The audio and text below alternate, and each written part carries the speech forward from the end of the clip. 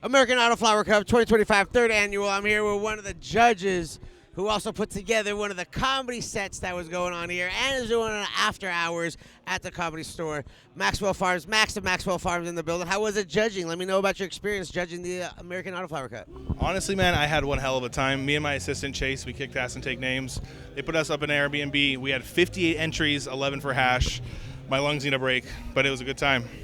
What was your expectations and what did you think of the entries? I won the last 2 years, so my expectations were really high. I feel like I was really critical. I broke open every nug. I kind of did like a wine tasting kind of thing. I take a rip. If I didn't like it, I just kind of blow it out and I enjoy it, kind of thing.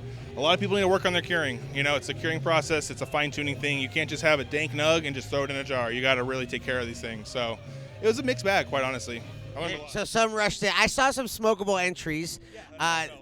I felt like there was some smokable entries, yeah. which is nice. Maybe out of the 58, 5 really stood out for me, which is surprising. I think seeing the stability that these home growers are doing with the genetic crosses that all these breeders are providing is really stepping up the autoflower game.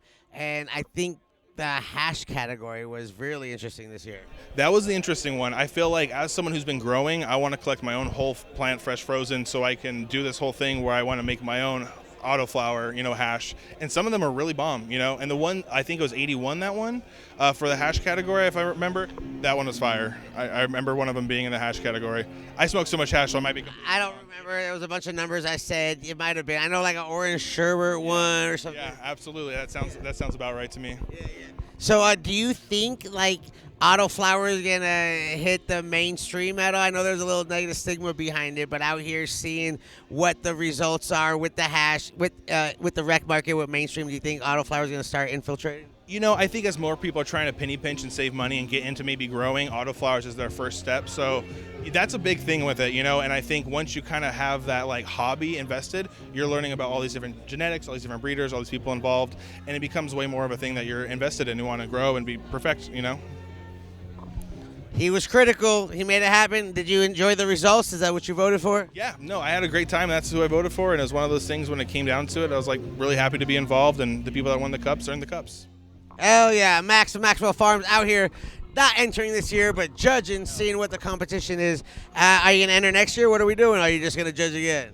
I like to judge again. I was just talking to Eugene now. I was just saying, next year I feel like we can get the comedy involved. We can get maybe some inside things going on, some outside things. Yeah.